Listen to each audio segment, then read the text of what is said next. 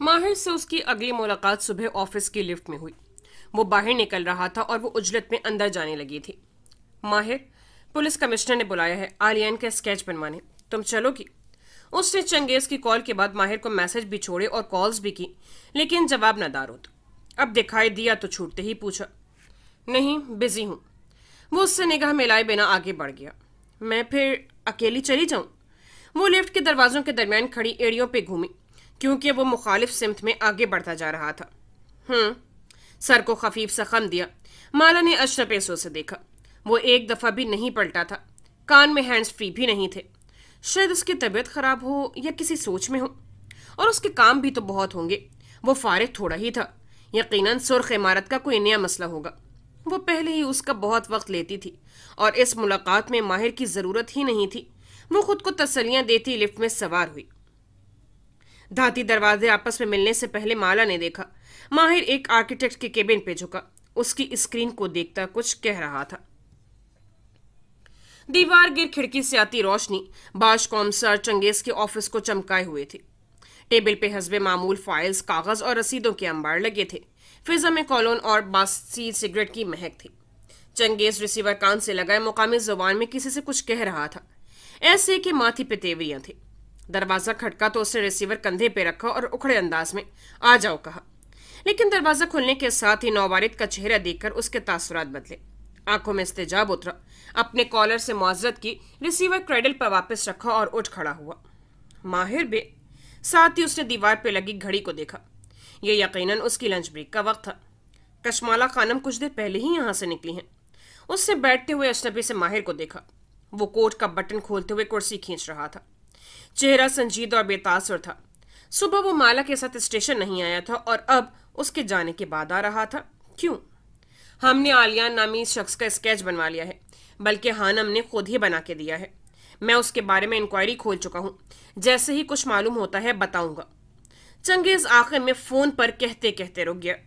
उसे आने की क्या जरूरत थी? जानता हूं। माहिर टेक लगाए बैठा था। तुम खैरियत से आए हो? कोई काम था? चंगेज बगौर उसे देख रहा था। मेरी सुर्ख इमारत की कंस्ट्रक्शन चल रही है, तुम जानते हो, वो भी इस मौसम में। चंगेज हाथ बाहम फंसाए आगे को हुआ। तशवीश से उसे देखे गया। और मेरा ऊपर नीचे बहुत खर्चा हो चुका है। चंगेज के माथे की लकीरें गहरी हुई, सीने में तंगी उठी। और मैं $600 बचाना चाहता हूं। यानी मेरी थेरेपिस्ट एक सेशन के $600 लेती है। चंगेज जन में नासमझी से उसे देखे गया। लेकिन तुम बिना पैसे लिए मेरी बात सुन सकते हो। चंगेज के अब्रू इस्तेजाब में ऊपर उठे। वो उसी अंदाज में कहे जा रहा था। मैं किसी और दोस्त के पास जाता, लेकिन तुमसे ज्यादा ऑब्जेक्टिवली कोई भी मेरी सिचुएशन को नहीं देखेगा। और मैं ऑब्जेक्टिव क्यों होऊंगा? क्योंकि तुम मुझे पसंद नहीं करते, इसलिए बेरहम सच बोल सकोगे। माहिर फरीद मुस्कुराया। चंगेज चंद में आंखें छोटी किए गौर से उसे देखता रहा। सामने बैठा सूट में मलबूस मुस्कुराता हुआ आदमी वही था जिसकी वजह से उसे सारे डिपार्टमेंट के सामने शर्मिंदगी उठानी पड़ी थी। उसने कोर्ट में उसे नादान साबित किया था और फिर अगले 6 माह जब उसका केस चला तब कैसे चंगेज उससे निगाह फेर के गुजर जाता था। लेकिन वो एक लम्हा जब चंगेज को महसूस हुआ कि वो माली तंगी का शिकार है तो उसे अपने सीने में भी वही तंगी महसूस हुई थी। और मैं ये क्यों करूंगा? उसने कलाई पर बंधी घड़ी देखी और फिर माहिर को। उसका वक्त थेरेपिस्ट से ज्यादा कीमती था। माहिर ने जेब से कुछ निकाल के मेज पे रखा तो चंगेज के चेहरे पे मुस्कुराहट उमड़ आई। सोई बबही की 51 का बॉक्स सामने था। ये उस ब्रांड के क्यूबन स्कार्स की बेंच ले थे। जब तक माहिर ने सिगार्स दोनों के सामने रखे, चंगेज रिसीवर उठाकर अपने असिस्टेंट को अगले 90 मिनट तक मुखल न होने का कह चुका था और साथ ही खिड़की का शीशा स्लाइड करके खोल दिया था। ऐसे कि ठंडी हवा अंदर आने लगी थी। कहो जो कहना है। माहिर का चेहरा अब पहले जैसा बेतासुर नहीं था, बल्कि उस पर शदीद हिजान और तजब्जुब था। मैं सबके बारे में दुरुस्त होता हूं, सिवाय अपने। बोलते रहो। चंगेज ने शोला से सिगार को दिखाते हुए उसे होंठों के दरमियान रखा। धुएं का मरगोला उठा और तेजी से ऊपर को उठा। फिर छत से टकरा के वो खिड़की की जानिब लपका। धुएं को देखते हुए उसने सोचा था कि अगर कशमाला वहां होती तो उसे सख्त नापसंदीदगी से देखती, लेकिन वो वहां नहीं थी। ना उसे वहां होना चाहिए था। पुलिस स्टेशन से सीधा निकल के वो सीधा बस स्टॉप तक आई थी। वहां पहुंच के याद आया कि अपना ड्राइविंग लाइसेंस वो स्टेशन में भूल आई है। सिक्योरिटी के लिए एक एहलकार ने हर दफा की तरह वो उससे ले लिया था। वापसी पे वो उसे लेना भूल गई। वो अगली बस ले लेगी ये सोच के उल्टे कदमों वापस आई। अपना कार्ड लिया, एहलकार को जताया कि उसे ये बात खुद याद रखनी चाहिए थी, और जब बाहर निकली तो एकदम रुक गई। पुलिस स्टेशन के सामने कार्स पार्क करने की एक ही जगह थी, और वहां खड़ी स्याह कार और उसकी नंबर प्लेट वो दूर से पहचान गई थी। माहिर इधर। उसने फौरन फोन निकाला और देखा, शायद वो उसके पीछे आया हो, शायद कोई पैगाम या मिस्ड कॉल हो, लेकिन नदारो था। यानी वो उसके लिए मसरूफ था, अपने किसी काम से आया था। कशमाला की पेशानी पे बल पड़ गए। वापस बस स्टॉप तक जाते हुए वो बल उसी तरह कायम रहे। फिर वो ऑफिस नहीं गई, सीधी घर जाने वाली बस पकड़ ली। घर, उसने तलखी से सोचा था। वो तो खाना बदोश थी। लाहौर से मक्का और वैनकूवर से इस्तांबुल तक उसका घर कहीं नहीं था। बहुत से किराए के मकान थे और बहुत से आर्जी मकीन थे। नशांतशी से गुजरते हुए वो बस से उतर गई। हालांकि ये उसका स्टॉप नहीं था। उसे एक दुकान के चमकते शीशों के पार बच्चों के जूते दिखाई दिए थे। बदर का साइज उसे अजबर था। वो जूता हाथ में पकड़ के बता सकती थी कि उसे पूरा आएगा या नहीं। लेकिन क्या इन गुजरे 4 माह में उसका पैर बड़ा हुआ होगा? क्या उसके अगवाकारों ने उसको खुराक ठीक से दी होगी? उसे खालिस दूध मिला होगा? 4 माह में उसका पैर कितना बढ़ सकता था? वो एक एक जूते को हाथ में लिए देख रही थी। क्या वो जब उसे मिलेगा तो वैसा ही होगा? क्या वो अपने ही बेटे को पहचान जाएगी, या वो कदीम दास्तानों की तरह चैंजलिंग बन जाएगा? वो जाली बच्चा जिसे परियां उसके पंघोड़े में असली बच्चे की तरह रख जाती थी। वो चैंजलिंग जिसकी आंखों की चमक आलियान की आंखों जैसी थी। वो स्केच आर्टिस्ट को उसके खदोखाल समझा सकती थी, लेकिन उस चमक को लफ्जों में बयान करना नामुमकिन था। मोबाइल थरथराया तो उसके माथे के बल वापस आ गए। इस वक्त उमूमन माहिर ही कॉल कर सकता था। क्या वो जाहिर करे कि उसे मालूम था वो पुलिस स्टेशन आया था, या चमकती स्क्रीन पर आता नंबर ब्लॉक्ड नंबर था? उसकी सारी हिस्सियात जाग उठी। कौन?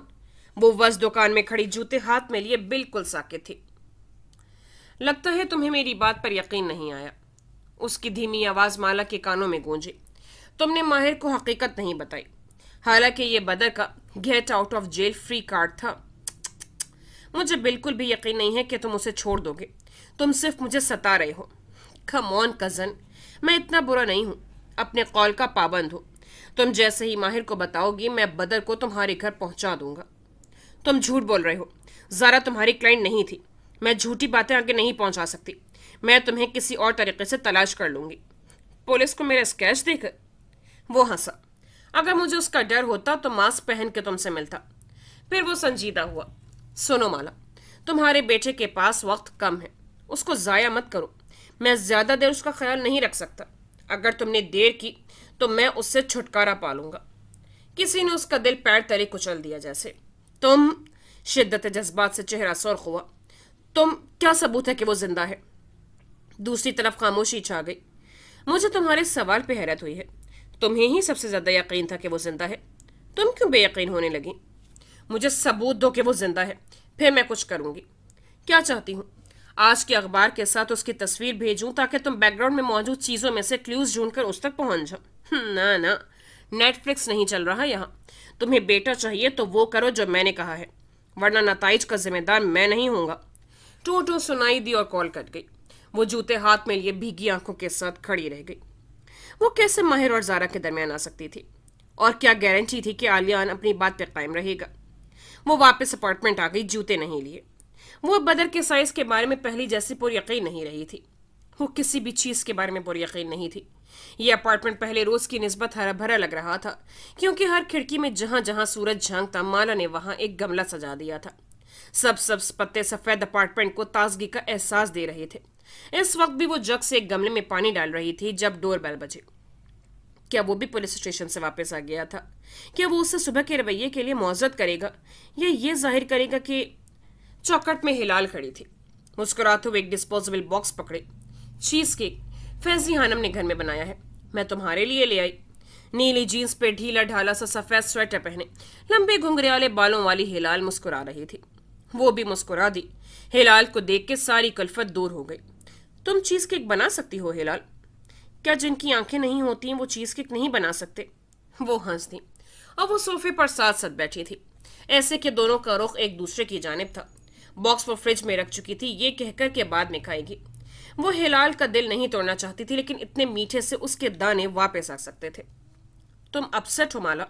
कुछ देर बाद हिलाल के अब्रू तशवीश से इकट्ठे हुए। बूढ़ी आंखें माला के कंधे के पीछे देख रही थीं, किसी दूसरी दुनिया में। नहीं, वो फीका सा मुस्कुराई और आवाज को ताजा दम बनाने की कोशिश की। बस थक गई हूं। कंफ्यूज हो तुम जैसे, दो रास्तों के दरमियान। माला पैर ऊपर किए कुशन गोद में रखे बैठी थी, गहरी सांस ली और दुखती कनपटी दबाई। अगर इंसान दो रास्तों में कंफ्यूज हो तो क्या करना चाहिए? हिलाल सादगी से मुस्कुराई। जो दिल कहे, दिल सच बोलता है। फिर उसके चेहरे की जोत बुझ गई। क्या माहिर भाई कभी सोजी को कबूल करेगा? वो उसे पहले ही कबूल कर चुका है, और अब तो बैरबल और सोजी वापस आ चुके हैं। सुबह फ्लाइट थी ना उनकी। साथ ही दिल में गिल्ट उभरा। उसकी वजह से वो दोनों अलग अपार्टमेंट में नहीं रह सकते थे, लेकिन खैर, अगर उन्हें अलग रहना होता तो कहीं किराए पे घर ले लेते। अब वो हर दूसरी दफा उनके लिए शिफ्टिंग नहीं करेगी। नहीं, वो उनसे खफा है। सुबह जब वो आए तो माहिर भाई उनसे कोई बात किए बिना ही बाहर निकल गया। वो उन्हें जब भी देखता है उसकी एनर्जी एकदम बहुत क्लोज अप हो जाती है। माला ने नरमी से उसके दोनों हाथ पकड़े। वो ठंडे थे, बर्फ जैसे। माहिर एडजस्ट कर लेगा। मुझे तो वो बुरी नहीं लगी, तुम्हें कैसे लगी? मैं इंसानों में बुराई नहीं ढूंढती माला। हिलाल उदासी से मुस्कुराई। माला चंदम ही उसका चेहरा देखती रही। उसकी कनपटी का जख्म, थोड़ी का निशान, वक्त के साथ सब मनमल हो गया था, लेकिन खत्म नहीं हुआ था। मुझे माहिर ने बताया था तुम्हारी माँ के बारे में, और किस तरह जियाद ने, उसने अफसोस से सर झटका। वो सब माजी है माला। तुमसे एक बात पूछूं हिलाल? पूछो। क्या तुम कभी जियाद को माफ कर सकोगी? इस बात पर हिलाल शम्स मुस्कुरा दी। कब का कर दिया माला? कशमाला ने बेयकीनी से दोनों अब्रू उठाए। क्या तुमने वाकई उसे माफ कर दिया है? जियाद और नगीना बेगम, सबको, हर उस चीज के बावजूद जो उन्होंने तुम्हारे साथ की? उसने सादगी से सर ऊपर नीचे हिलाया। मगर क्यों? दिल बहुत छोटा सा होता है माला। उसमें पुरानी नफरतें भरते रहेंगे तो नई मोहब्बतों की जगह कैसे बनेगी? कशमाला की आंखें भीगने लगी। क्या वाकई इंसान इतने जिया के बाद किसी को माफ कर सकता है? कर सकता है। और जो ना कर सके, जो माफ नहीं करते, वो दूसरों के दिए जख्मों से खुद को भरते रहते हैं। किसी के गुनाह का बोझ हम क्यों उठाएं? उसकी पलकों से आंसू टूट टूट के गिरने लगे। वो कुछ कहने लगी थी कि डोर बेल बजी। हिलाल की कॉल है। दरवाजे पे फैजी हानम कार्डलेस फोन हाथ में लिए खड़ी थी। माला ने आंखें रगड़ते हुए उन्हें अंदर आने का रास्ता दिया। वो सोफे तक गई और फोन हिलाल को थमाया। उसने कहा कि वो कुछ देर बाद दोबारा कॉल करेगा। मैं वापस जा रही हूँ, मेरा खाना ओवन में है। वो उजरत में बाहर निकल गई। कशमाला जब तक वापस आके बैठी तो देखा हिलाल के चेहरे पे कुछ बदला हुआ था। कार्डलेस सख्ती से हाथ पे पकड़े वो बेचैन नजर आई। किसका फोन था? उसने गौर से हिलाल का चेहरा देखा। एक दोस्त का। वो बुड़बुड़ाई। तुम्हारे दोस्त हैं यहाँ हिलाल? हिलाल ने जवाब नहीं दिया। फोन पे अपनी गिरफ्त सख्त कर ली। अब वो पैर नीचे उतार चुकी थी, जैसे जाने को बेताब हो। मैं असल में तुम्हें कुछ और कहने के लिए आई थी, वो उजरत में बताने लगी। मालिक हॉस्पिटल से घर आ चुका है और बैरबिल भाई लोग वापस। तो सोजी ने कहा कि सब कहीं डिनर करते हैं। माहिर भाई ने मुझे कहा था कि मैं तुम्हें भी इनवाइट कर लूं। मुझे? उससे सीने पे उंगली रखी, हालांकि वो उसकी उंगली नहीं देख सकती थी। मैं क्या करूंगी फैमिली डिनर पे? तुम्हारी मौजूदगी से शायद वो दोनों लड़ने से बाज रहे, वरना मुझे डर है माहिर भाई एकदम उस पर फट पड़ेगा। प्लीज तुम जरूर आना। उसे पिछले डिनर की ऑकवर्डनेस याद थी, और फिर इस दफा माहिर ने उसे खुद नहीं बुलाया था, हिलाल से कह दिया था। खुद भी कह सकता था, लेकिन सुबह से उसका रवैया बदला बदला सा था। ऐसे में वो बिल्कुल भी उनके किसी फैमिली डिनर में शिरकत नहीं करेगी। जारा भी होगी। वो जो इनकार के लिए अल्फाज जमा कर रही थी चौंक गई। हाँ, तुम उससे मिली हो क्या? उसे जारा से आखिरी मुलाकात याद आई, जो आलियान के फोन के तवस्सुत से हुई थी। 2 सेकंड की यादगार मुलाकात। तुम आओगी ना माला? माला ने मुस्कुरा के सर हिला दिया। हिलाल मुंतजिर बैठी रही तो वो जल्दी से बोली, हाँ हाँ, मैं जरूर आऊंगी। हिलाल कार्डलेस फोन लिए वापस अपने अपार्टमेंट में आई। फैजी हानम किचन में मसरूफ थी। वो चुपचाप बालकनी का दरवाजा खोल के बाहर आ बैठी। बाहर ठंड थी। सर्द हवा से बाल उड़ने लगे, जिन्हें वो बार बार कान के पीछे अड़सती थी। चेहरे पे बेचैनी थी। दफतन कार्डलेस फोन थरथराया। उससे जल्दी से उंगलियों से बटन टटोले, कॉल का बटन प्रेस किया, फिर फोन कान से लगाया। तुमने मेरे खत का जवाब नहीं दिया हिलाल। एक सर्द मगर हल्की आवाज समातों में गूंजी। हिलाल शम्स की पेशानी पे बल पड़े। मुझसे दूर रहो, मैं तुम्हारे लिए कुछ नहीं कर सकती। फोन नीचे किया और बटन दबा दिया। उसे उम्मीद थी कि वो दोबारा बजेगा, लेकिन वो बालकनी की कुर्सियों की तरह सर्द रहा, सर्द और खामोश। खिड़की खुली होने के बावजूद धुआं पूरी तरह से पुलिस कमिश्नर के ऑफिस से बाहर नहीं निकल रहा था। चंगेज पीछे टेक लगाए, सिगार उंगलियों में दबाए सोचती नजरों से उसे देख रहा था। यानी वो सब झूठ था कि मैं माला से मूव ऑन कर चुका हूं, मैं उसे भुला चुका हूं, वगैरह वगैरह। माहिर ने झुक के सिगार की राख एस्ट्रे में झटकी। झूठ था? यानी तुम उससे अभी तक दिल से नहीं निकाल सके? नहीं निकाल सका, और अब तुम्हें डर है कि वो तुम्हारे और जारा के दरमियान आ जाएगी। मुझे डर है कि हर चीज पेचीदा हो जाएगी। उसकी आंखों में शिकस्त या पेशानी पे लकीरें। मैं जारा के साथ ज्यादती कर रहा हूं। कर रहे हो? माहिर ने मलामती निगाहों से उसे देखा। क्या बेरहम सच सुनना चाहते थे तो सुनो माहिर बे, वो संजीदगी से कह रहा था। तुम एक वन वुमन मैन हो, इसलिए एक औरत के होते हुए अगर तुम दूसरी औरत की तरफ मुतवज्जे होगे तो तुम्हारा दिल हमेशा गिल्ट का शिकार रहेगा। इसलिए तुम्हारे पास सिर्फ दो ऑप्शंस हैं। चंद लम्हे खामोशी से गुजर गए, फिर माहिर बे ने बचा हुआ सिगार एस्ट्रे में रख दिया। बताओ। टेक लगाए बैठा वो जैसे चंगेज का बेरहम सच सुनने के लिए तैयार था। पहला ऑप्शन, माला से दूर रहो और ज्यादा से ज्यादा वक्त जारा के साथ शादी की तैयारी में सर्व करो। ध्यान बढ़ जाएगा। माला अपने बेटे को लिए बिना यहां से वैंकूवर जाए या ना जाए, तुमने चंद हफ्ते बाद वैसे भी लंदन चले जाना था। तुम वहां चले जाओ, अपना घर सेट करो, शादी की तैयारी करो, वगैरह वगैरह। आंख से ओझल, दिमाग से ओझल। वो जख्मी से मुस्कुराया। दूसरा ऑप्शन? चंगेज ने गहरी सांस ली और कंधे उचकाए। दूसरा ऑप्शन तुम पहले से जानते हो। मेरे पास इसलिए आए हो कि मैं तुम्हें कह सकूं कि वो ऑप्शन आसान होगा ताकि तुम उस पर गौर करो। माहिर की गर्दन में गिल्टी सी डूब के उभरी, मगर बोला कुछ नहीं। दूसरा ऑप्शन आसान नहीं होगा माहिर बे। तुम्हारा चचा मरने वाला है। इस मौके पे उसकी बेटी को छोड़ोगे तो खुद को कभी मुआफ नहीं कर सकोगे। मालिक फरीद तुम्हें कितना ही अपना बेटा समझे, कितनी ही मोहब्बत क्यों ना करे तुमसे, वो उसकी बेटी है, और वो है भी काफी जज्बाती। उसे झुरझुरेली। वो बहुत बुरी तरह रिएक्ट करेगी। मालिक मर जाएगा और तुम हमेशा गिल्ट में रहोगे।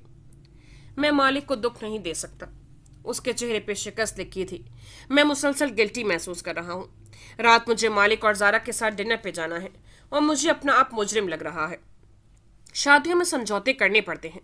तुमने कुछ सोच के ही जारा से मंगनी की थी, अब उसको कायम रखो। चुपचाप वही करो जिससे मालिक को दुख ना पहुंचे। यास्मीन मुझे ये मशवरा न देती, वो मुझे कहती कि मैं अपने दिल की सुनूं। अफसोस से चंगेज को देखते हुए नफी में सर हिलाया। इसीलिए तुम उसके पास नहीं गए और $600 के सिगार्स लिए मेरे पास चले आए। वो धीरे से हंस दिया। चंगेज भी मुस्कुरा दिया। कमरे में सिर्फ सिगार नहीं जले थे, बहुत सी रंजिशें भी राख हो गई थी। वैसे चंगेज ने सिगार नीचे किया और सोचती नजरों से उसे देखा। बिलफर्ज तुम मालिक को दुख देकर जारा से रिश्ता तोड़ दो, तब भी क्या माला और तुम एक हो सकते हो? माहिर ने कुछ कहने के लिए होंठ खोले, फिर रोक गया।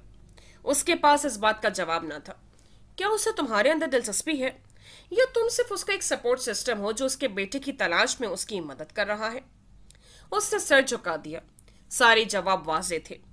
यास्मीन खानम तुम्हें यह जरूर कहती कि अपने दिल की सुनो, लेकिन वो ये भी याद दिलाती कि दिल की वहां सुनी जाए जहां दूसरी जानिब से फीलिंग्स बराबर की हों। मुझे वो सिर्फ एक परेशान औरत लगती है जिसके दिलो दिमाग में सिर्फ उसका बच्चा है। होना भी चाहिए। माहिर खुली खिड़की से बाहर देखने लगा। धुएं के बादल अब कम हो गए थे और असली बादल दिखाई देने लगे थे। वक्ती तौर पर शायद वो तुमसे अटैच्ड हो जाए, जैसे इंसान ट्रेन में किसी हमसफर से हो जाता है। अच्छी गपशप, हंसी मजाक, एक दूसरे का ख्याल रखना। लेकिन मंजिल आने पर हमसफर को अलविदा कहना बहुत आसान होता है। वो चली जाएगी और मैं अपने गिल्ट के साथ तन्हा रह जाऊंगा। और यास्मीन खानम तुम्हें यह जरूर कहती कि जरा या माला को चुनने की बजाय अपना चुनाव करो। और माहिर फरीद ने समझ के सर हिला दिया। बेरहम सच तकलीफ देता, लेकिन सच था। वो उससे मुंह नहीं मोड़ सकता था।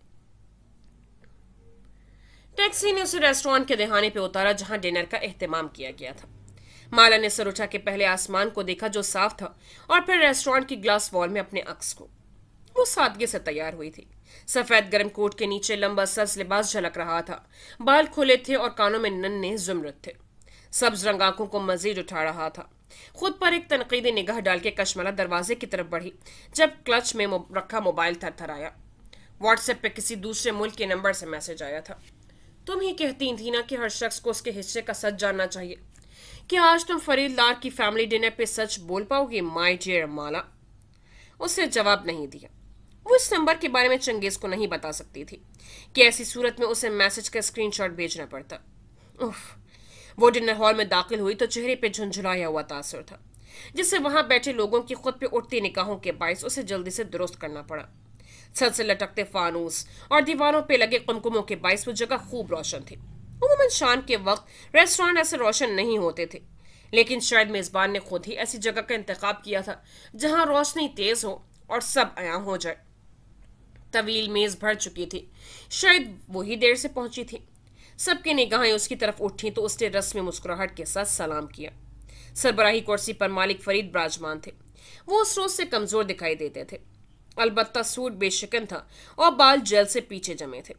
निगाह उठा के उसे देखा, मोहम से मुस्कुराए और कुर्सी की तरफ इशारा किया जो ऐन उनकी सीध में थी, मेज की दूसरी सरबराही कुर्सी।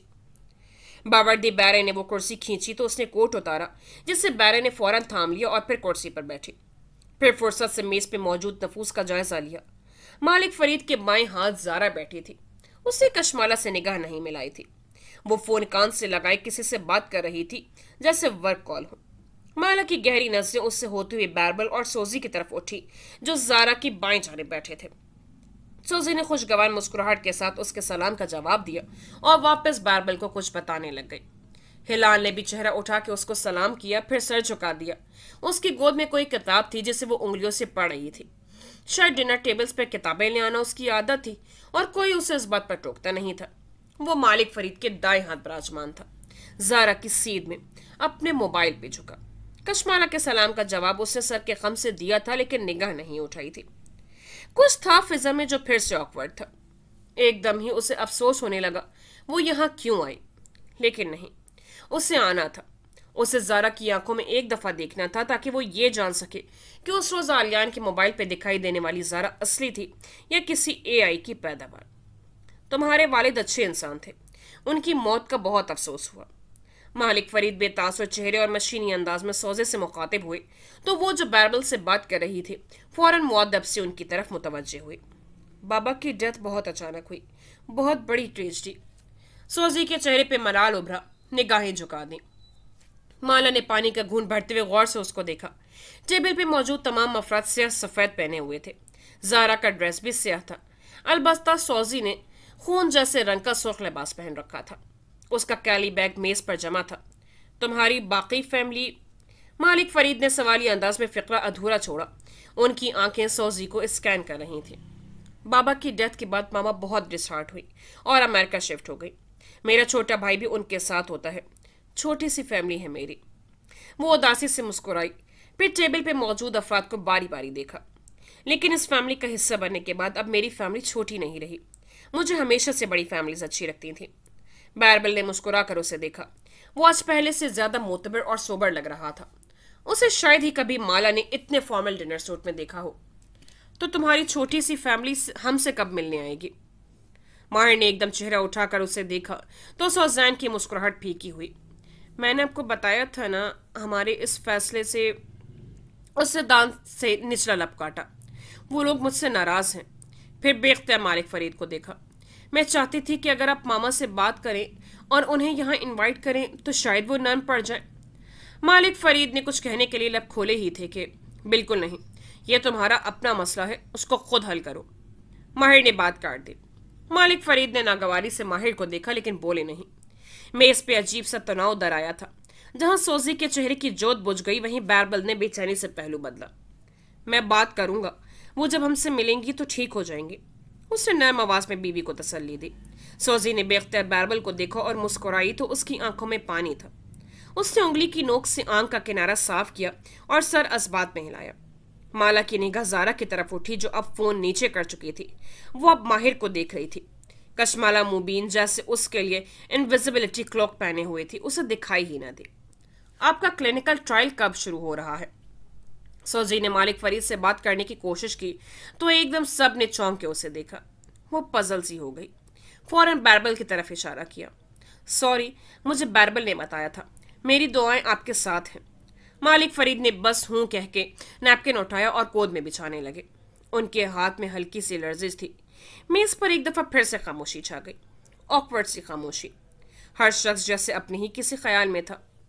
आपका हनीमून कैसे गुजरा? हिलाल की मध्यम आवाज ने खामोशी को तोड़ा। वो चेहरा उन दोनों मियाँ बीवी की तरफ किए हुए थी, मगर वो उदास लगती थी, या किसी तफक्कुर भरी सोच में गुम। बहुत अच्छा, बारबल कदरे पुरजोश से बताने लगा।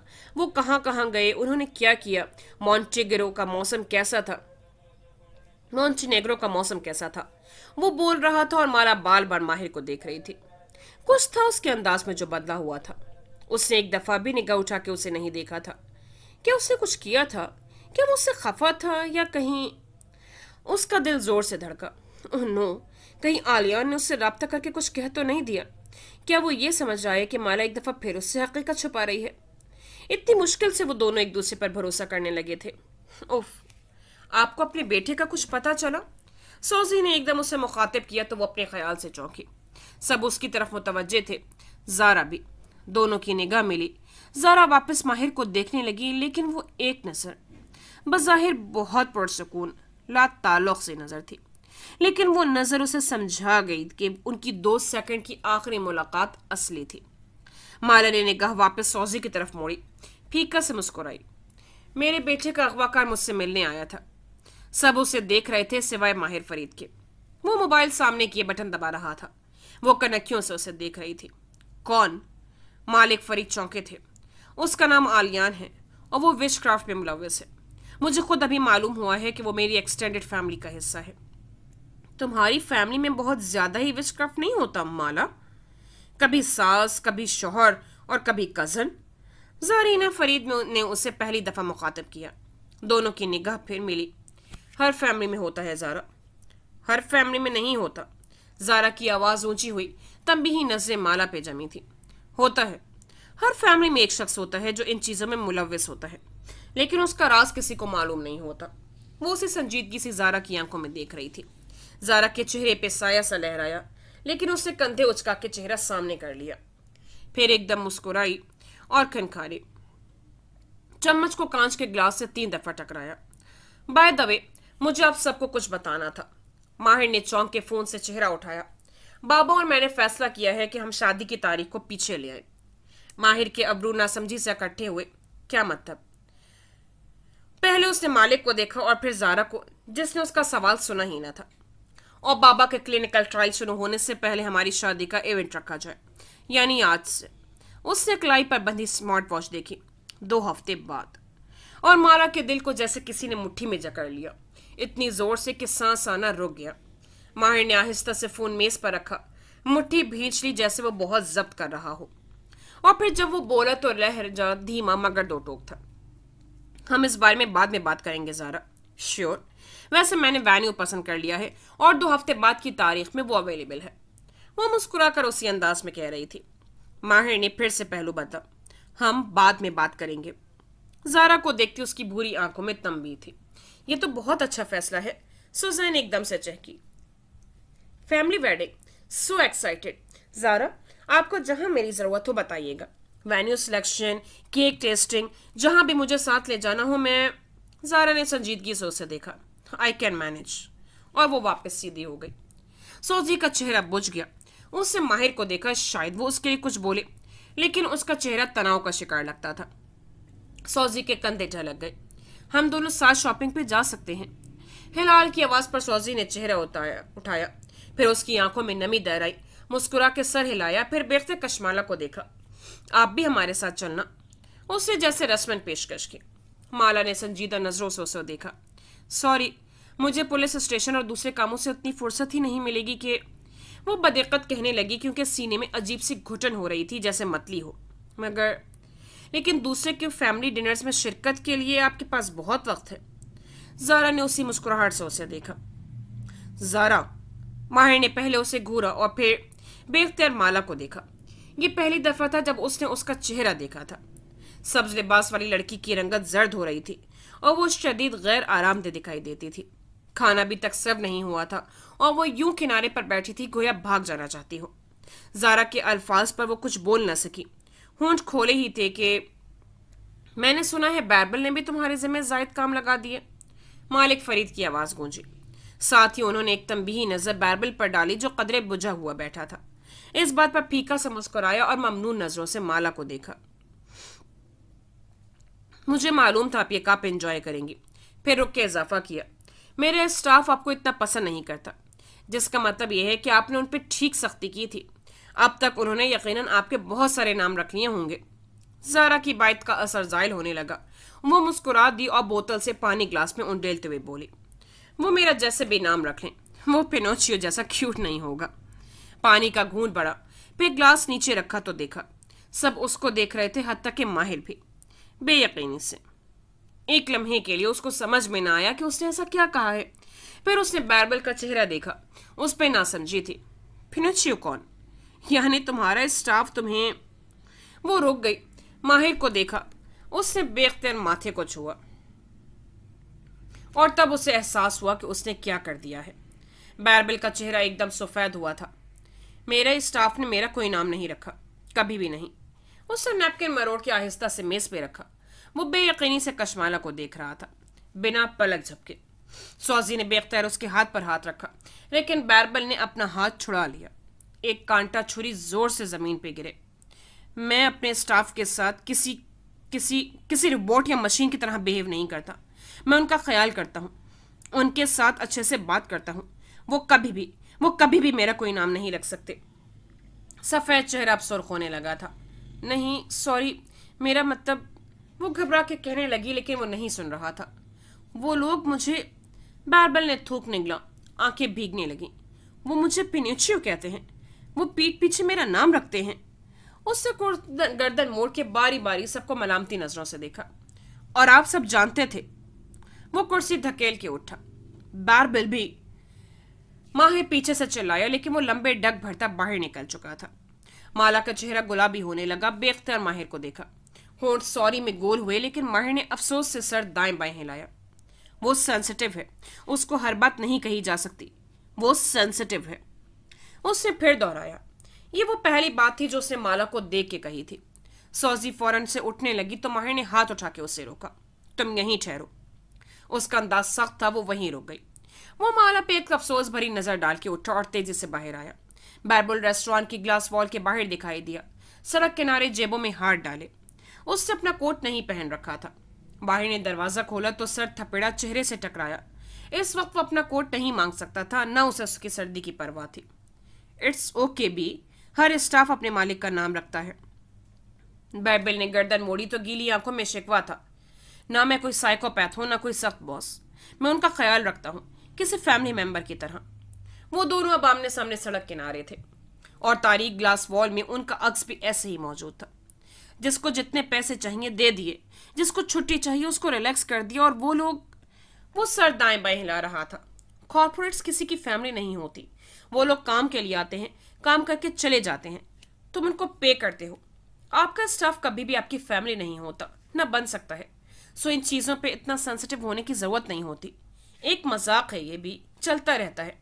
बैरबल ने सर हिलाया, गहरी सांस ली। ठीक कह रहे हो, जहां फैमिली ही आपके खिलाफ हो जाए वहां स्टाफ का क्या गिला करना। माहिर के लब भिंच गए। वो जानता था बात किस तरफ जा रही है। एक सर सा तनाव दोनों के दरमियान फिर से हायल हो गया। तुमने दिल से सौजी को कबूल। मैं इस बारे में अगर कुछ कहूंगा तो तुम्हें बुरा लगेगा। क्या तुम वाकई चाहते हो कि मैं कुछ बोलूं? उसका लहजा एकदम सख्त हो गया। बैरबल चंद लम्हे उसका चेहरा देखता रहा, फिर सर हिलाया। ठीक है, दुरुस्त। साथ ही मोबाइल निकाला। माहिर ने चौंक के उसे देखा। वो कॉल मिला के फोन कान से लगाए हुए था, लेकिन देख वो माहिर को रहा था। उसकी आंखों में, तुम किसको कॉल कर रहे हो? उसके जहन में खतरे की घंटी बजी। बैरबल ने जवाब नहीं दिया, उसको देखता रहा, यहां तक कि सिलसिला कलाम जुड़ गया।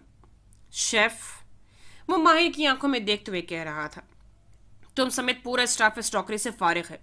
कल से काम पे मत आना। शब बखैर। माहिर को देखते उसने फोन नीचे किया। ठीक कहा तुमने, ये मेरी फैमिली नहीं है, इसलिए सेंसिटिव होने की जरूरत नहीं है। मत करो ऐसे, वो गरीब लोग हैं, ऐसे किसी को तुम नौकरी से नहीं निकाल सकते। मगर बैरबल ने चंद बटन दबाए और रेस्टोरेंट स्टाफ की ग्रुप चैट खोली। मोबाइल चेहरे के करीब ले गया और पैगाम रिकॉर्ड किया।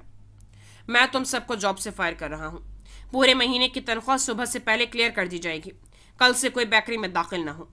फोन नीचे किया और उसकी आंखों में देखा। अंदर सब इंतजार कर रहे होंगे, चले? तंजिया निगाह माहिर बे पे डाल के वो रेस्टोरेंट के अंदर चला गया। माहिर तेजी से पीछे लपका। डिलीट करो अपना मैसेज, कहो ये एक मजाक था। वो तुम्हारी सारी बेकरी रन करते हैं बी। वो लॉबी में आगे पीछे चलते जा रहे थे। मगर वो मेरी फैमिली नहीं है। उसका चेहरा जख्मी था। यही होता है जब तुम गलत पार्टनर चुनते हो। वो तुम्हें तुम्हारे असल से दूर कर देता है। बैरबल ने अफसोस से सर दाएं बाएं हिलाया। तुम कभी उसको कबूल नहीं करोगे। मुझे मजीद तुम्हारा अप्रूवल नहीं चाहिए। वो भी इस बात का अच्छा सा जवाब देता, लेकिन हॉल के दहाने पे उसके कदम जंजीर हो गए। मालिक फरीद की सीध में सरबराही कुर्सी अब खाली थी। माला कहाँ है? उससे बेख्तियार पूछा। जारा ने यूं जाहिर किया जैसे उसने नहीं सुना। सौजी बेख्तियार बैरबल की तरफ बढ़ी थी, जो अब खुद को पुरसकून कर चुका था। अलबत्ता मालिक फरीद ने बगौर उसे देखते हुए बस इतना कहा था। उससे कहीं जाना था, कोई कॉल आ गई थी उसे। एकदम से हॉल की सारी रौनक खत्म हो गई। वो किस रास्ते से गई थी? उसने तो उसे बाहर जाते हुए भी नहीं देखा। क्या वो अभी तक रेस्टोरेंट के अंदर थी? शायद बाथरूम्स में। उसके इंतजार में कि माहिर और बैरबल सामने से हटे तो वो बाहर निकले। उसका चेहरा गुलाबी हो रहा था। क्या वो रो रही होगी? क्या उसे माला के पीछे जाना चाहिए, या उसे बेकरी के मुलाजमों के बारे में कुछ करना चाहिए? वो हमेशा की तरह दो रास्तों के दहाने पर खड़ा था। बैरे पकवान हथेलियों पे उठाए हॉल में दाखिल हो रहे थे। हिलाल उसे पुकार रही थी। वो सर झटक के वापस अपनी कुर्सी पर आ बैठा और ऑकवर्ड डिनर वहीं से शुरू हो गया जहां से टूटा था। वापस अपार्टमेंट में आते साथ ही कशमाला मुबीन ने जूते और पर्स दाएं बाएं फेंक दिए। दिल बहुत खराब हो रहा था। बार बार आंखें भर आती और वो उन्हें रगड़ देती, जिससे सारा मस्कारा बह गया था। उसे सबसे ज्यादा बुरा क्या लगा था? वो लाउंज में सोफे पर लेट गई और छत पर लटके फानूस को देखते हुए सोचने लगी। ये इन गुजरे बरसों में बनाई उसकी आदत थी। सेल्फ चेक इन, खुद से पूछना। अब भी वो खुद से पूछ रही थी, तुम्हें सबसे ज्यादा क्या बुरा लगा है माला? जारा के अल्फाज, बैरबल को दुख देना, माहिर की सर्द मोहरी, या ये कि 2 हफ्ते बाद वो जारा से शादी कर रहा था? उसे आलियान का मैसेज याद आया। फैसला कितना आसान था। वो आलियान की बात मानकर जारा का ताश के पत्तों से बना घर बहुत आराम से मलियामीट कर सकती थी और उसके बदले में उसका बेटा उसको वापस मिल जाता। लेकिन अगर वो ऐसा करती तो वो माला ना होती। उफ, वो क्या करे? वो फिर उठी, रगड़ रगड़ के चेहरा धोया, कानों से जमर्द के टॉप नोच उतारे और स्वेट पैंट्स और हुडी पहनकर घर समेटने लगी। एक एक कमरे का फर्श साफ किया, एक एक खिड़की का शीशा चमकाया। वो किचन का काउंटर टॉप साफ कर रही थी जब घंटी बजी। दस्ताने खींच कर उतारे। जानती थी कौन होगा, इस दफा वो दुरुस्त होगी। पहले सिंक का नल खोला, हाथ धोए, चंद छींटे हुडी के ऊपर पड़े। घंटी फिर से बजी। उसने हुडी से ही गीले हाथ पोंछे और जाकर दरवाजा खोला। वो चौखट में खड़ा था, ऐसे कि कोट बाजू पर तह करके डाला था। साथ वाले अपार्टमेंट का दरवाजा अभी अभी बंद हुआ था। आवाजें आ रही थी, बहुत से अफराद के अंदर जाने की, जूते उतारने की। वो सब अभी अभी वापस आए थे। तुम डिनर छोड़ के क्यों आ गई? वो तकान से उसे देख रहा था। मुझे क्या मालूम था कि तुम्हारी फैमिली के दरमियान इतने राज होते हैं। आइंदा न मेरे साथ अपना कोई फैमिली सीक्रेट शेयर करना, न मुझे अपने ऑकवर्ड फैमिली डिनर्स पे मदऊ करना। माला ने चेहरा सपाट रखना चाहा, लेकिन वो सुर्ख होता चला गया और आवाज गुस्से से कपकपा गई। वो चंद लम्हे उसे देखता रहा। पूने में बंधे बाल और स्वेटशर्ट के सीने पर गीली उंगलियों के निशान लिए वो जैसे भरी हुई खड़ी थी। मेरी जिंदगी में पहले ही बहुत से मसले हैं, प्लीज उनमें इजाफा मत करो। ओके, माहिर ने आहिस्ता से कहा और अपने दरवाजे की जानिब बढ़ गया। कशमाला मुबीन के सर पे लगी तलवों पे बिछी। ओके ओके क्या होता है? पहले उसने कल सारा दिन उसके साथ अजीब सा रवैया रखा और अब इतना भी नहीं कहा कि इट्स ओके माला, बैरबल वाले मामले में तुम्हारी गलती नहीं थी। ओके, सिर्फ ओके? उसने जोर से दरवाजा बंद किया। बहुत सा गुस्सा उबल उबल के बाहर आने को बेताब था। वो काउंटर टॉप के साथ जा रुके, आंखें बंद की, चंद गहरे सांस लिए। उसे गुस्सा नहीं करना था, उससे अपनी सफाई मुकम्मल करनी थी। वो बालकनी में चली आई। पहले दीवार गिर खिड़कियों के शीशे पर स्प्रे किया, फिर माइक्रोफाइबर कपड़े से उन्हें साफ करने लगी। बाहर ठंड बढ़ती जा रही थी। चंद लम्हों में भी उसके हाथ जमने लगे। इस वक्त सफाई का फैसला? तुम खुद से कैसे इतना बड़ा फैसला कर सकती हो, और वो भी एक फैमिली डिनर पे अनाउंसमेंट की सूरत में?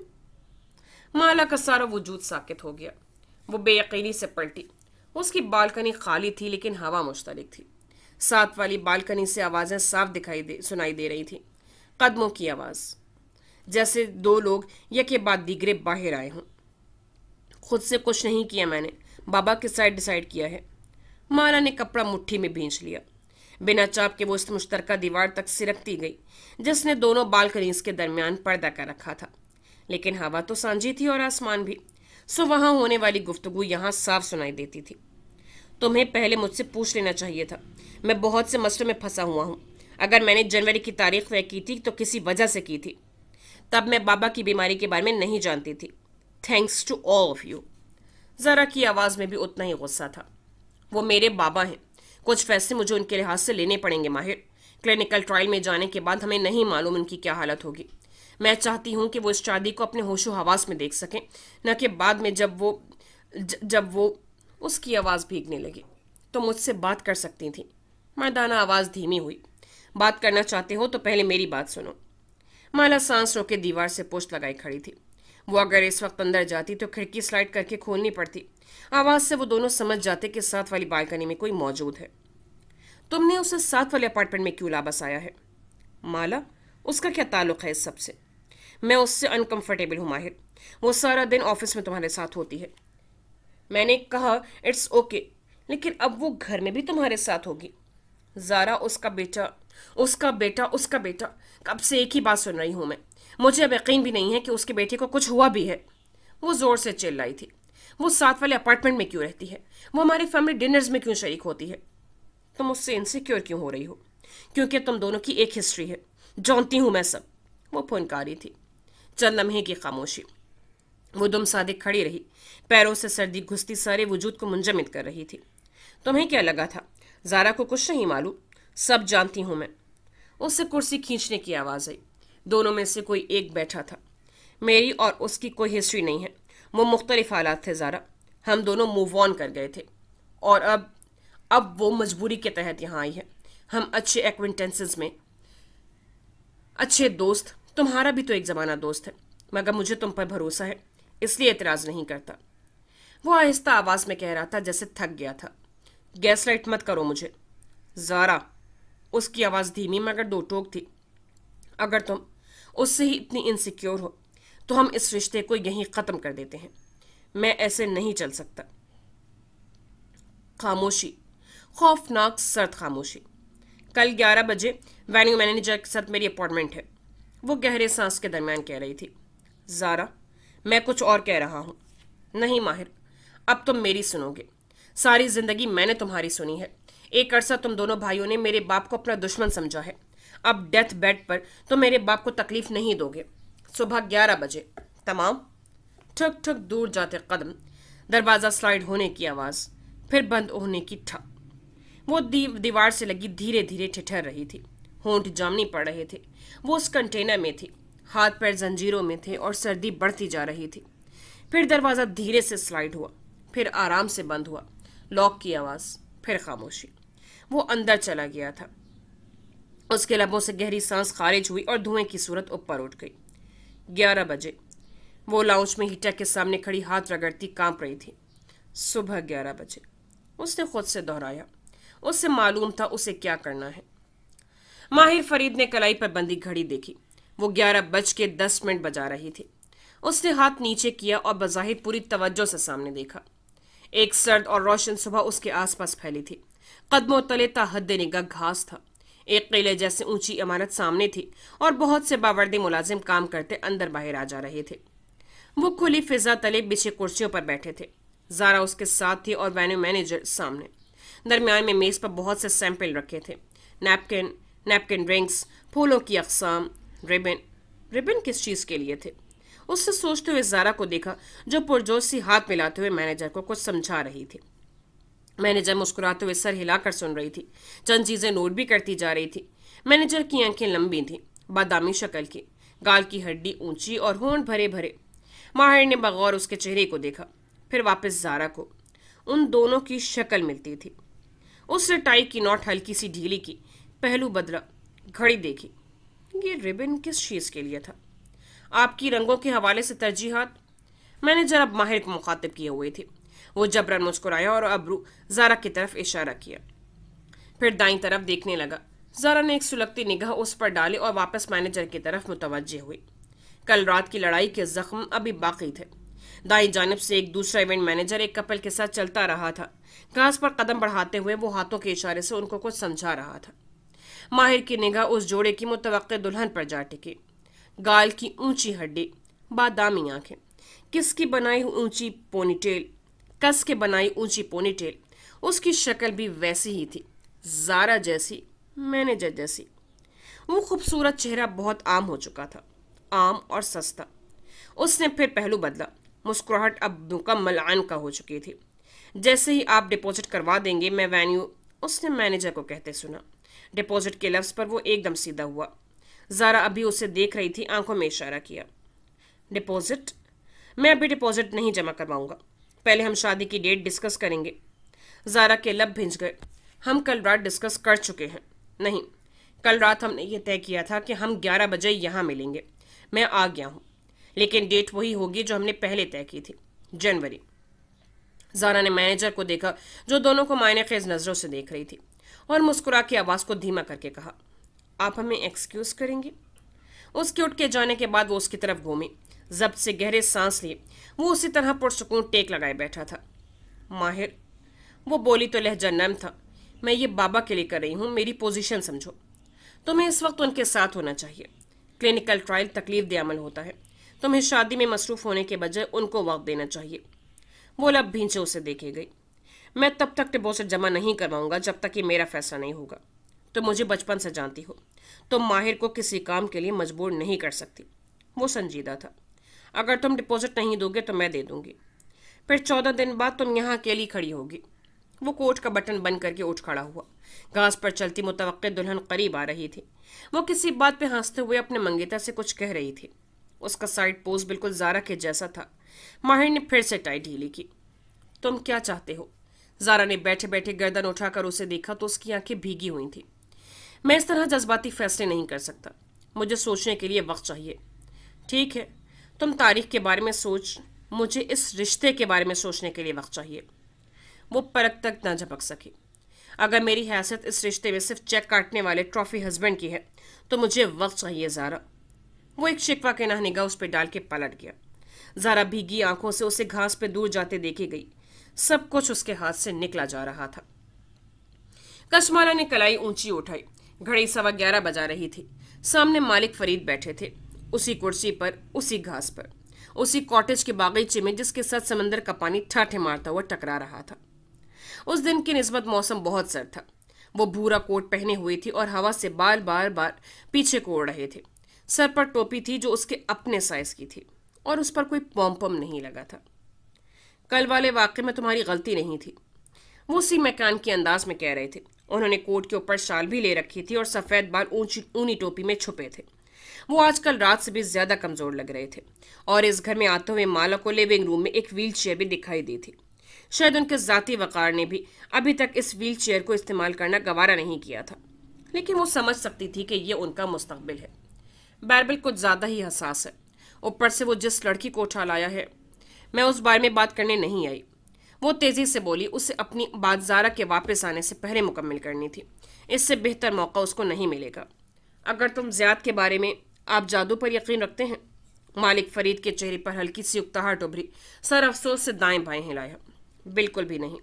वो घर एक चट्टान पर बना था। बागीचे के दहाने पर खाई थी और नीचे समंदर की लहरें जोरों शोर से चट्टान से टकरा रही थी। ऐसे में माला को अपनी आवाज़ ऊंची करनी पड़ी। लेकिन जादू कुछ नहीं होता सिवाय एक स्कैम के। ये किसी की जिंदगी या किस्मत नहीं बदलता। माला की निगाह उनकी हाथ की पुष्ट पर लगे कैनोला पर जा लगी। अगर तुम कहना चाहती हो कि मेरी बीमारी किसी जादू का नतीजा है तो अपने अल्फाज बचा के रखो। वो जैसे डांट के बोले थे। अलबत्ता कशमाला मुबीन के अबरू चौंकने वाले अंदाज में उठे। वो आगे को हुई। यानी आपको शक है कि आपकी बीमारी किसी जादू का नतीजा है? मैंने ऐसा कुछ नहीं कहा। माला ने सोचते हुए दाएं बाएं देखा। लाउंज की दीवार गिर खिड़की के अंदर खड़ा अमार गौर से उन दोनों को देख रहा था। उनको वहां देखता पाकर उसने गर्दन मोड़ ली। माला वापस उनकी तरफ मुतवज्जे हुई। यानी आपको अलामतें नजर आती हैं? खून का गिरना, बुरे ख्वाब, कुछ तो दिखाई दिया है आपको मालिक साहब। मालिक फरीद ने बेजारी से शाने उचकाए। मैं फिर भी जादू पर यकीन नहीं रखता। हर चीज़ की एक लॉजिकल वजह होती है। मेरी खिड़कियों पर आने वाले खून के कतरे किसी जख्मी परिंदे के भी हो सकते हैं। यहाँ अक्सर परिंदे खिड़कियों से टकरा कर मर जाते हैं। बुरे ख्वाब और स्लीप पैरालिसिस सबके साथ होते हैं। अगर तुम मुझे जादू के बारे में कन्विंस करने आई हो तो अपना वक्त ज़ाया कर रही हो। आप जादू पर यकीन नहीं रखते, जादूगरों पर रखते हैं। वो एक लम्हे के लिए खामोश हुआ। ये एक पूरी इंडस्ट्री है स्कैमर्स की। वो पैसे लेकर जाहिर करते हैं कि वो किसी पर जादू कर रहे हैं। Placebo effect. ये एक आखिरी लफ्ज अदा करके वो गर्दन मोड़कर दूर उफक को देखने लगे। वो जानती थी उस लफ्ज से उनका जहन किस तरफ गया है। उसका भी वहीं गया था। Clinical trial. क्या उनको लगने वाली दवा असली होगी या प्लेसिबो? क्या जिस ट्रायल से वो सब उम्मीदें लगाए बैठे हुए हैं वहां उनकी दवा की जगह पानी लगाया जाएगा? यानी आप ये मानते हैं कि जादूगर वजूद रखते हैं, जैसे कि आलियान, जिसके बारे में कल मैंने आपको बताया था? मालिक ने आपके जैसे बेजारी से उसे देखा। जाहिर है वो एक स्कैमर है और अपने क्लाइंट्स को धोखा देकर पैसे बटोर रहा है। शायद उसे लगता है कि वो लोगों की जिंदगियों को खराब करने की ताकत रखता है, लेकिन मैं बिल्कुल भी यकीन, ज़ारा आलियान की क्लाइंट है। मालिक फरीद के अल्फाज लबों में टूट गए। वो चंद लम्हे पलक झपके बिना उसको देखे गए, फिर टांग से टांग हटाई, कमर सीधी की, आंखें छोटी करके गौर से उसे देखा। क्या तुम मेरी बेटी ज़ारा की बात कर रही हो? आपकी बेटी की बात है, इसीलिए सिर्फ आपसे कर रही हूँ। समंदर की आवाज़ और बगलों का शोर खत्म हो चुका था। पत्थरों ने जैसे चट्टानों से सर पटकना छोड़ दिया। सब दुम सादे सुनने लगे। क्या कहना चाहती हो? आलियान मुझसे उस रोज मिला था, यानी वो नौजवान जिसने अपना नाम आलियान बताया और कहा कि मेरा बेटा उसके पास है। उसने मुझे यह भी कहा कि ज़ारा उसकी क्लाइंट है, बहुत दफ़ा उसके पास आई है, उसको पैसे दिए हैं माहिर से शादी का जादू करवाने के लिए। आलियान का कहना था कि उसने माहिर के ऊपर जादू नहीं किया, बल्कि आपको बीमार कर दिया ताकि माहिर जज्बाती तौर पर मजबूर होकर ज़ारा से शादी कर ले। वह बिल्कुल आम से अंदाज में कही जा रही थी। उससे सारा रास्ता टैक्सी में तकरीर की मश्क की थी, लेकिन मालिक फरीद की आंखों में देखकर उनकी बेटी के बारे में ये कहना आसान नहीं था। दिल धक धक कर रहा था और हाथ सख्ती से बैग पर जमे थे। अगर उन्होंने अमार को हुक्म दिया कि वो इस लड़की को घर से निकाल दे तो वो उसके लिए तैयार थी। आलियान चाहता है कि मैं ये बात माहिर को बता दूं और उसके बदले में वो मेरे बेटे को वापस कर देगा। उससे मुझसे कोई तवान नहीं मांगा, सिर्फ ये अजीब सा मुतालबा रखा। तुमने माहिर को क्यों नहीं बताया? उसका चेहरा और उनका चेहरा रोबोट जैसा था, बेतासुर। वो गौर से उसे देख रहे थे। माला को लगा वो उसे अंदर तक स्कैन कर रहे हैं। क्योंकि मुझे आलियान का मकसद नहीं मालूम। ऐसी बात माहिर को बताने का एक ही मकसद हो सकता है, उसकी जिंदगी में शर पैदा करना, और मैं शर पैदा करने वाली नहीं हूं। वो आंखें छोटी करके उसे देखे गए। अब वापस टेक लगा ली थी और टांग पर टांग जमा ली थी। क्या उन्हें उस बात का यकीन आया था? और मुझे नहीं मालूम ये बात सच है या झूठ। अगर झूठ है तो मैं माहिर और ज़ारा के दरमियान नहीं आना चाहती, और अगर सच है तो ये मेरा राज नहीं है। इसको खोलने की जिम्मेदारी भी मुझ पर नहीं है। मुझे क्यों बता रही हो? क्योंकि मैं अक्लमंद नहीं हूँ बहुत मालिक साहब। मैं हमेशा दुरुस्त फैसले नहीं करती। मैं इंसानों को पढ़ने में भी अच्छी नहीं हूँ, लेकिन मैं झूठ नहीं बोलती। मैं बातें सच्ची और साफ करने की कायल हूँ। आपने खुद ही कहा था कि मैं बहादुर हूँ। वो गर्दन में झूलती फाख्ता को उंगलियों में लपेट रही थी। और मैं इस राज का बोझ नहीं उठा सकती। मैं माहिर को बताकर आलियान का मकसद भी पूरा नहीं कर सकती, न मुझे उसके हाथों ब्लैकमेल होना है। वो उसी तरह आंखों की पुतलियां सुकेड़े उसे देखे गए। उनके रोब, उनकी एक्सरे करती नजरें और उनके खौफ के बावजूद वो गर्दन अकड़ाए कह रही थी, मुझे नहीं मालूम मुझे इस इन्फॉर्मेशन के साथ क्या करना चाहिए, लेकिन अगर आलियान ज़ारा के साथ कोई दुश्मनी निकालना चाहता है तो उसका हल भी सिर्फ आपके पास होगा। मैं इस राज को किसी अमानत की तरह आपके हवाले करने आई हूँ। हकीकत क्या है उसको जानना आपकी जिम्मेदारी है। लेकिन मैं एक माँ हूँ। उसकी आंखें पानी से भरने लगी। मेरा बच्चा उस आदमी के पास है और बार बार मुझसे एक ही डिमांड कर रहा है। मैं अब थक गई हूँ, इसीलिए आपके पास आई हूँ। उसने उंगलियों की पुस से आंखें रगड़ी, गीली सांस नक से अंदर खींची। मेरी बातें आपको तकलीफ पहुंचाएंगी, मगर आप जादू पर यकीन नहीं रखते, इसलिए शायद आपको अपनी बीमारी वाली बात से कोई फर्क न पड़े। हो सकता है ये सब झूठ हो। आलियान ने ज़ारा को सिर्फ उसका काम किया हो। आलियान ने ज़ारा को सिर्फ स्कैम किया हो। लेकिन एक चीज़ हकीकत है, उसने मेरे सामने ज़ारा को कॉल की थी, वीडियो कॉल, और मैंने उसका चेहरा देखा था। वो दोनों एक दूसरे को जानते हैं, मैं बस इतना जानती हूँ। उसके घुटनों से जान निकल चुकी थी, दिल जोर जोर से धक धक कर रहा था। वो बैग पकड़े उठ खड़ी हुई। मालिक फरीद ने गर्दन उठा के उसे देखा। उनका रोबोट जैसा चेहरा बेतासुर था। क्या वो शौक में थे या हैरत ज़्यादा थे? वो कभी उनका चेहरा पढ़ नहीं सकते थे। आई एम सॉरी, अगर इस बात से आपको दुख पहुंचा है तो उसके लिए भी मैं माफ़ी मांगती हूँ। मैं गलत मौके पर सच बोल देती हूँ हमेशा, और मेरा सच हमेशा दूसरों की तकलीफ देता है। लेकिन मैं खुद को नहीं बदल सकती। मेरा मानना अब भी यही है कि हर इंसान को उसके हिस्से का सच मालूम होना चाहिए। मैं चलती हूँ। उनकी तरफ देखे बिना वो तेजी से कदम उठाने लगी थी। घास गीली थी, जॉगर्स के किनारे गदले होने लगे। वो तेजी से घर के अंदर आई और जूतों समेत चलती राहदारी उबूर करके बाहर निकल गई। अमार ने जाते हुए उसको देखा था, फिर सीधा मालिक फरीद के पास आया। वो बिल्कुल खामोश बैठे थे, निगाहें बागीचे की सफेद बाढ़ पे जमी थी। वो चुपचाप उनके साथ खड़ा हो गया। वो खामोश रहे तो वो खनखारा। सर, मिस जारा ने कहा था कि अगर ये लड़की दोबारा घर आए तो उन्हें इन्फॉर्म कर दूं। उन्होंने नफी में सर हिलाया। तुम उसे नहीं बताओगे? उसने सर को जुम्बिश दी। वो अभी तक बागीचे की बाढ़ को देख रहे थे, जहां एक बगला बैठा था। उसके पंजे बार बार फिसलने लगते, लेकिन वो बदिक्कत नोकीली लकड़ी पे अपने तवाजुन बरकरार रखे हुए था। निगाहें मालिक फरीद की मेज पर रखे बिस्किट्स पे थी। तुमने 2 दफा मुझे आगाह किया था कि जारा कंपनी के फंड्स से हर महीने एक खती रकम निकाल रही है। अमार ने सर इस बात में हिलाया। यस सर, वो हमेशा कैश लेती हैं। और वो इस कैश का क्या करती है? ऑडिट में उनसे पूछा गया था तो उन्होंने कहा था कि वो बैग्स खरीद रही हैं। उन्होंने तमाम रसीदें और बिल्स दिखा दिए थे। क्या उसने ये रकम मंगनी के बाद निकालना शुरू की थी? नहीं, उससे भी कई माह पहले से। मैं आपको तमाम तारीखें। तुमने किसी आलियान का नाम सुना है? वो उसी बगले को देख रहे थे। अमार चौंका, आबरू इकट्ठे हुए। उसने मोबाइल निकाला, चंद बटन दबाए। पिछले साल जारा ने मुझे इस शख्स को ढूंढने का कहा था। मैंने प्राइवेट इन्वेस्टिगेटर भी हायर किया, लेकिन ये नहीं मिला। ये कोई बच्चा था जो कई साल पहले मर गया था और ठीक है। मालिक फरीद ने हाथ से उसे जाने का इशारा किया। वो अभी तक बगले को देख रहे थे जो तवाजुन कायम करता हुआ बाढ़ से गिर गया था। फिर घास पे जल्दी से संभला और डरते डरते उनकी मेज के करीब आने लगा। वो लंगड़ा के चल रहा था।